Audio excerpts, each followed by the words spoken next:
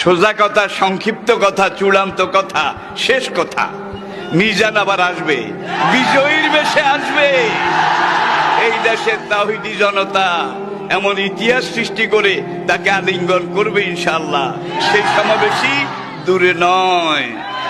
আল্লামা লুৎফুর রহমান রাহিমাহুল্লাহ চলে গিয়েছেন আমাদেরকে ছেড়ে। তিনি বলতেন, ইনশাআল্লাহ মিজান আবার আসবে। হুজুর, আমি তো আসলাম, আপনি তো আমাদেরকে ছেড়ে চলে গেলেন।